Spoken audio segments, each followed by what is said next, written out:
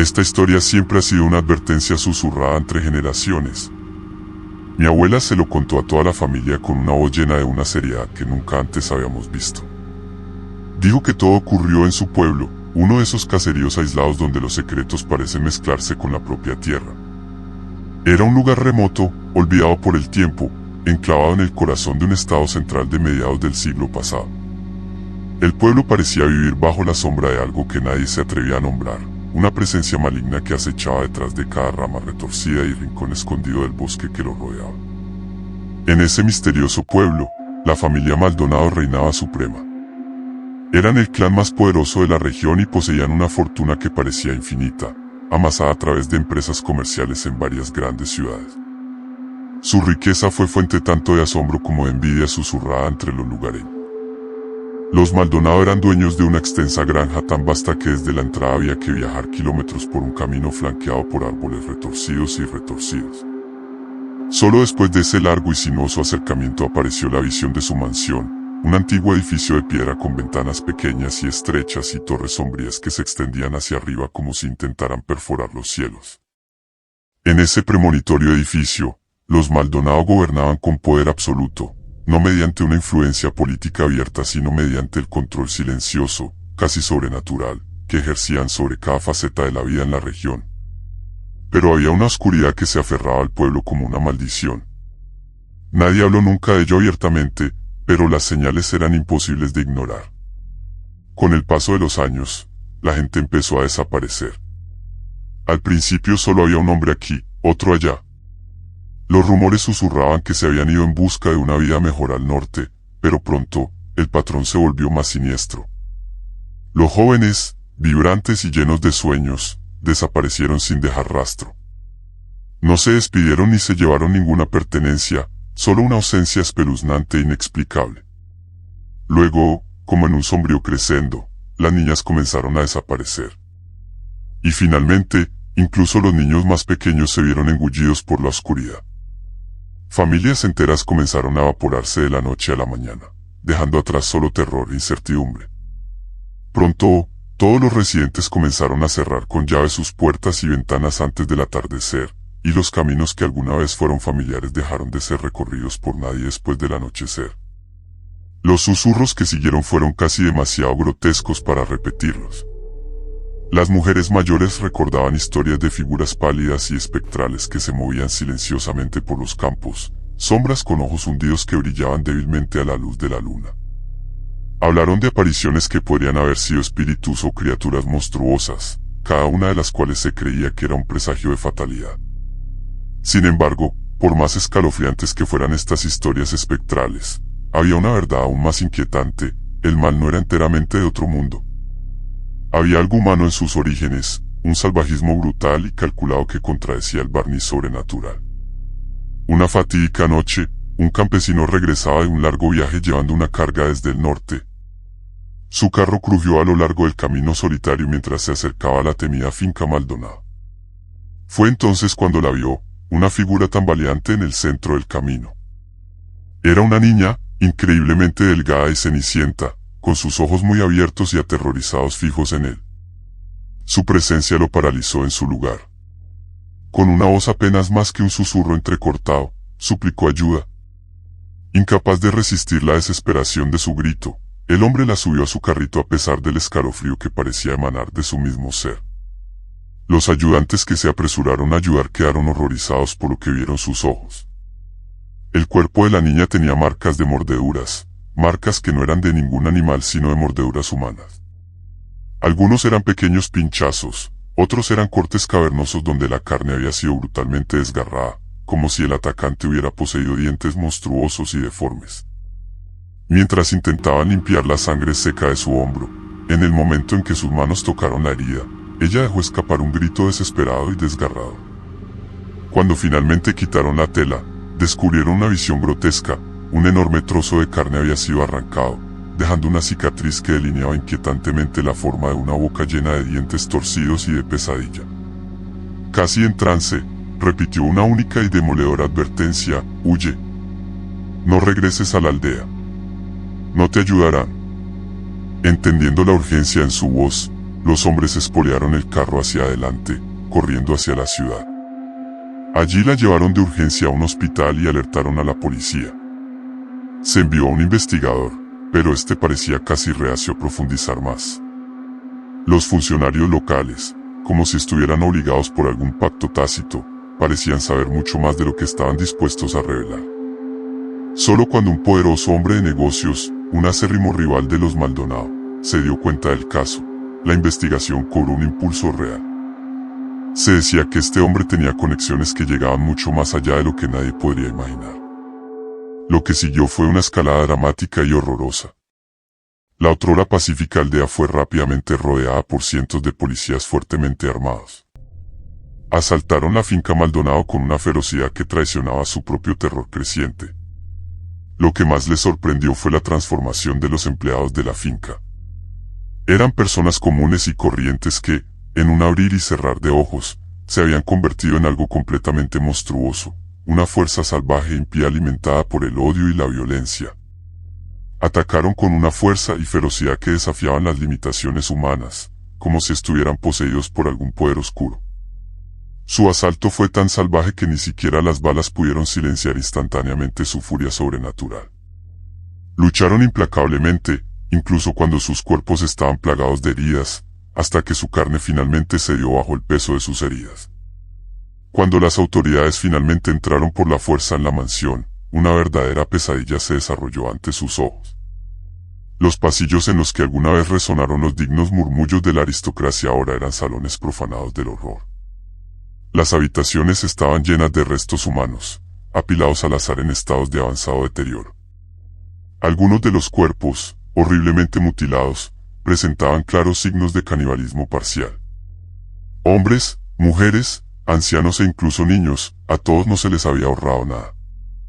En algunas habitaciones, las víctimas permanecían atadas y torturadas, con expresiones congeladas en el terror, como si fueran participantes involuntarios en rituales macabros que continuaban incluso mientras eran masacrados. Los investigadores pronto descubrieron pruebas de los actos atroces que se habían llevado a cabo dentro de esos antiguos muros. Los Maldonado estuvieron implicados en una serie de brutales sacrificios humanos realizados durante rituales siniestros y secretos. Aquellos que tuvieron la mala suerte de ser elegidos fueron sometidos a una crueldad indescriptible, mutilados vivos en ceremonias que rayaban en lo diabólico. Otros se vieron obligados a observar con horror paralizado cómo sus seres queridos eran destrozados, en cada momento un acto de terror calculado diseñado para infundir un temor duradero. La niña que había escapado contó una terrible experiencia. Ella y su hermana habían sido capturadas juntas durante uno de estos oscuros rituales.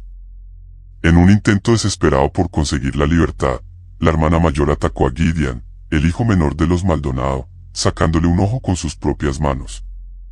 El acto cruel creó suficiente caos para que la niña más joven huyera, pero no fue suficiente para salvar a su hermana.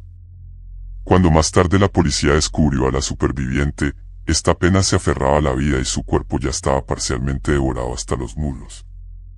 Durante 2 días insoportables, esos monstruos la habían utilizado como comida, un detalle que quedó grabado en la memoria de todos los que escucharon su testimonio. En un giro sorprendente, los Maldonado fueron arrestados, pero el sistema legal nunca pudo comprender o contener completamente el horror que se había descubierto. Solo el patriarca, Abel Maldonado, una figura demacrada y espectral cuya edad solo rivalizaba con el misterio de sus crímenes, permaneció bajo custodia. El resto de la familia desapareció misteriosamente, como tragada por la oscuridad que con tanto entusiasmo habían abrazado. Hasta el día de hoy, nadie sabe a dónde fueron o si continuaron sus rituales impíos en secreto, tal vez en otro rincón maldito del mundo. Pasaron décadas y los restos de esa aldea maldita siguieron siendo un lugar aterrador. Cuando mi abuela, ya una mujer mayor, regresó a las ruinas de la casa de su infancia, se encontró con nuevos cuentos que añadían capas de terror a una leyenda ya de por sí sombría. Los niños locales hablaban en voz baja de un hombre tuerto que deambulaba entre los restos destrozados de la antigua granja, una figura espectral que parecía encarnar el alma misma del horror que una vez había consumido la finca de Maldonado. Era simplemente un fantasma de Abel Maldonado, un remanente del oscuro legado de la familia. O era algo completamente distinto, una nueva encarnación del mal que se había sembrado hacía tanto tiempo. En los años posteriores a la infame redada, empezaron a surgir acontecimientos más inexplicables. Periodistas e investigadores aficionados, atraídos por la atracción magnética de los misterios sin resolver, se aventuraron en el pueblo abandonado. Una de esas investigadoras, una experimentada reportera llamada Camila Morales, se obsesionó con el caso. Decidida a descubrir toda la verdad, revisó registros antiguos, entrevistó a supervivientes traumatizados e incluso pasó varias noches escondida entre las ruinas de la mansión. Lo que descubrió fue aún más inquietante de lo que jamás habían sugerido los informes oficiales. Camila encontró indicios de una conexión más profunda, casi oculta, entre los rituales de Maldonado y una antigua leyenda que antecedió incluso a la llegada de la familia a la región. Según relatos crípticos transmitidos de generación en generación, la tierra misma había sido alguna vez lugar de adoración pagana y sacrificios de sangre para apaciguar a una deidad olvidada, un ser que exigía ofrendas de vida para asegurar un ciclo de renovación y decadencia. Al parecer, los Maldonado no solo habían explotado la aldea para sus propios propósitos nefastos, habían despertado algo primordial. En su despiadada búsqueda de poder y riqueza, habían aprovechado una fuerza antigua y oscura y, al hacerlo, habían condenado a la tierra y a su gente a un ciclo eterno de horror. La investigación de Camila la llevó a lo más profundo de la mansión, donde descubrió pasadizos ocultos y cámaras parecidas a criptas. En una de estas bóvedas subterráneas, descubrió un alijo de manuscritos prohibidos y parafernalia ritual. Había extraños símbolos grabados en las paredes, que representaban figuras monstruosas y escenas de pesadilla de sacrificio. Entre las páginas de un grimorio andrajoso, encontró relatos detallados de ceremonias que parecían fusionar el sacrificio humano con la invocación de entidades demoníacas. Los textos hablaban de una comunión ritual entre los vivos y los condenados, un ritual que requería no solo sangre sino también el terror de quienes lo presenciaban, porque el miedo era el verdadero sustento del espíritu malévolo que habían convocado. Cuanto más profundizaba Camila, más se daba cuenta de que el mal que se había arraigado en la aldea no se limitaba a una sola familia o a un solo edificio, se había convertido en parte del mismo suelo, del viento y de la noche. Comenzó a ver patrones, desapariciones inexplicables en pueblos vecinos, rumores susurrados de otras reuniones similares a cultos en lugares remotos e incluso avistamientos de figuras desfiguradas y tuertas que tenían un extraño parecido con la descripción dada por la niña asustada en esa fatídica noche. Cada pieza de evidencia apuntaba a una conclusión aterradora.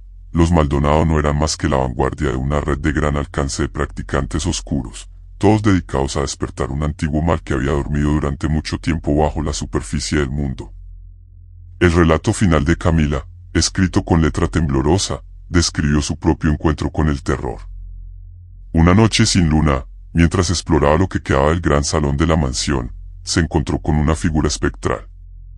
De pie al final de un pasillo envuelto en sombras, un hombre demacrado con un único ojo brillante la miraba en silencio. Su presencia exudaba una aura de malevolencia que la heló hasta los huesos. Sintió como si su mirada pudiera arrancarle el alma, revelando el miedo primario que yacía escondido en su interior. En ese momento, Camila comprendió que el verdadero horror no era solo la brutalidad física infligida a las víctimas, sino el poder duradero e insidioso del miedo mismo, una fuerza que, una vez despertada, nunca podría ser contenida. En el mundo moderno, incluso cuando los medios de comunicación informaron de casos esporádicos de desapariciones inexplicables y agresiones extrañas, la leyenda de los Maldonado siguió siendo un potente recordatorio de la oscuridad que acecha en los rincones olvidados. Algunos dicen que el espíritu de Abel Maldonado, o quizás el de la antigua deidad a la que había servido sin darse cuenta, aún deambula por el desolado paisaje. Los lugareños evitan la granja en ruinas a toda costa, especialmente después del atardecer, e incluso ahora, cuando el viento silba entre los árboles retorcidos, lleva consigo los débiles ecos de gritos angustiados y cánticos sobrenaturales. Mi abuela, a pesar de su edad, nunca dejó de advertirnos sobre la vieja maldición. En sus últimos años, mientras contaba la historia con temblorosa convicción, nos instó a recordar que el mal no siempre desaparece con el paso del tiempo. Hay hambre en la oscuridad, decía, con los ojos distantes y recuerdos de horrores indescriptibles.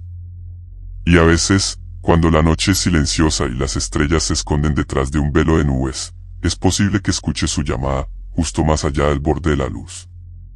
En momentos de tranquilidad, Cuando el viento fuera de mi ventana parece susurrar secretos del pasado, me pregunto, ¿siguen los Maldonado ahí afuera, escondidos en los rincones de nuestro mundo, esperando el momento de resurgir? ¿Se han despertado finalmente las antiguas fuerzas a las que alguna vez sirvieron, buscando almas frescas de las que alimentarse? La respuesta permanece envuelta en oscuridad, un misterio tan impenetrable como la niebla de medianoche que cubre ese pueblo maldito. Quizás, al final, el verdadero terror no resida en los actos monstruosos cometidos dentro de esa antigua mansión, sino en la persistente maldición que se ha filtrado en el corazón mismo de la tierra, una maldición que nos advierte que algunos males son eternos. Y a medida que la nueva generación crece, escuchando las silenciosas advertencias transmitidas por quienes recuerdan, una verdad sigue siendo innegable: el mal, una vez desatado, nunca puede ser exorcizado por completo. Espera, siempre paciente, en los espacios olvidados entre las estrellas y el suelo, listo para resurgir cuando menos lo esperemos. Por eso, cada vez que leo noticias sobre desapariciones inexplicables o vislumbro una sombra que pasa velozmente en el crepúsculo, no puedo evitar sentir un escalofrío. Pienso en la chica con las horribles marcas de mordiscos, en el espectro tuerto que deambula por las ruinas y en el miedo silencioso y reptante que llena los pasillos abandonados de la vieja mansión. Y me pregunto si quizás, en algún lugar, los Maldonado o sus oscuros sucesores todavía persisten, alimentándose del miedo, prosperando en el silencio y esperando ese momento perfecto e ineludible para recordarle al mundo que algunas maldiciones están lejos de estar muertas.